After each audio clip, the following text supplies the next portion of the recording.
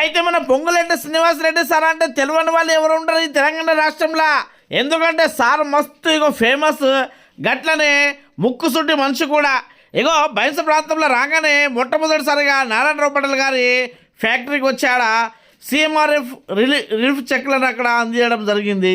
అదేవిధంగా నారాయణరావు పటేల్ గారితో అక్కడ మాట్లాడి ఈ ముదల్ నియోజకవర్గంలో ఉన్నటువంటి సమస్యల గురించి తెలుసుకోవడం జరిగింది. ఇక దాని తర్వాత అక్కడి నుండి బయలుదేరినటువంటి మన పొంగులేటి శ్రీనివాసరెడ్డి గారు అక్కడి నుండి ఏదైతే నారాయణరావు పటేల్ తర్వాత విఠల్ రెడ్డి గారు పెట్టినటువంటి సభకు ఆడ వెళ్ళడం జరిగింది. ఇక ఆడ మన విఠల్ రెడ్డి సాబ్ ఏదైతే కార్యకర్తలతోటి ముఖ్య కార్యకర్తలతోటి సమావేశంను పెట్టిండో ఇక ఆడ పోగానే పోలీసులందరూ సార్కు ఆడ ఇక గౌరవవందనం మొదలుపెట్టిండు. ఒకసారి వినండి.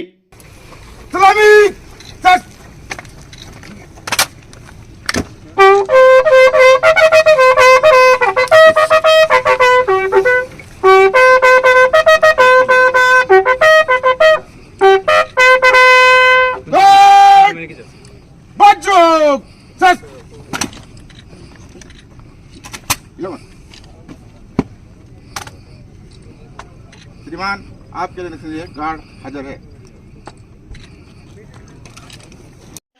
ఇక గౌరవ వందనం కాగానే మన మాజీ ZP vice chairman Sagarabai Bashet Rajanna గారు, అదేవిధంగా మార్కెట్ కమిటీ చైర్మన్ మన ఆనందరావు పటేల్ గారు అక్కడ బొకే ఇచ్చి మన మంత్రి గారికి స్వాగతం పలకడం జరిగింది. ఇక ఆడికెళ్ళి బాసర్ నుంచి అమ్మవారి సన్నిధిలో ఉన్నటువంటి లడ్డూని తీసుకొచ్చినటువంటి సుధాకర్ రెడ్డి గారు, అదేవిధంగా లక్ష్మణ్ రావు గారు సార్కు అక్కడ మర్యాదపూర్వకంగా స్వాగతం పలికిళ్ళు. వివిధ గ్రామాల నుంచి వచ్చినటువంటి ముఖ్య కార్యకర్తలు ఈ కార్యక్రమంలో హాజరై ఈ ముదల్ నియోజకవర్గంలో ఉన్నటువంటి సమస్యల గురించి అక్కడ ఒక్కొక్కరు చెప్పుకొచ్చిళ్ళు. ఇక అంతేకాకుండా మన ఉత్తమ్ భాలీరావు గారు అక్కడ శ్రీనివాస్ గారికి కలిసి అక్కడ స్వాగతం పలకడం జరిగింది.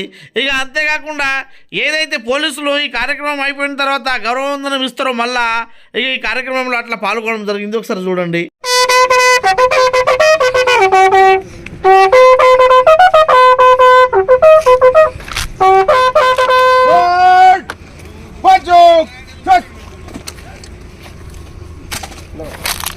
సార్కు గౌరవవందనం ఇస్తుంటే కొన్ని వందల మంది అట్లా చూస్తూ ఉండిపోయిళ్ళు.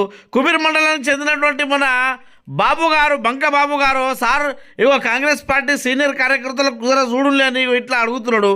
ఖచ్చితంగా అన్న చూద్దామే అని ఇగో సార్ కూడా అన్నాడు. ఒకసారి వినండి.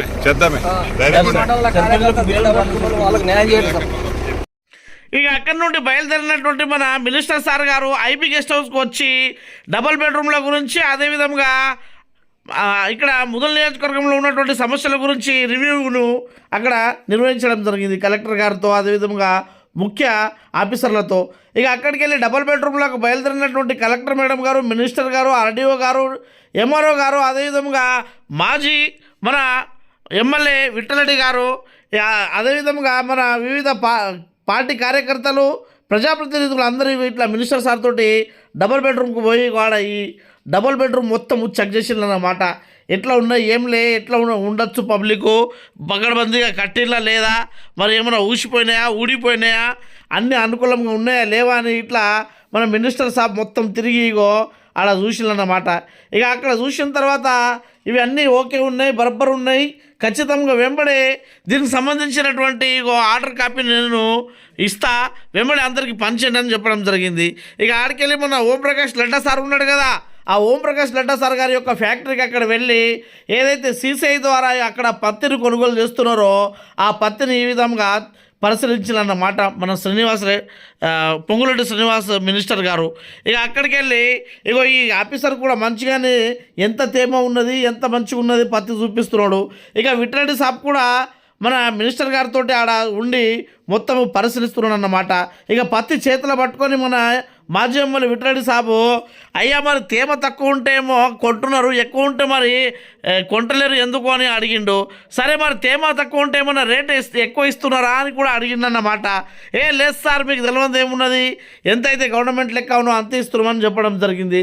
ఇక ఆడికెళ్ళి ఓంప్రకాష్ లడ్డా గారి ఇంట్లో ఆడ వెళ్ళి మర్యాదపూర్వకంగా ఆడ మన మంత్రి గారు అక్కడ ముచ్చట మాట్లాడడం జరిగింది.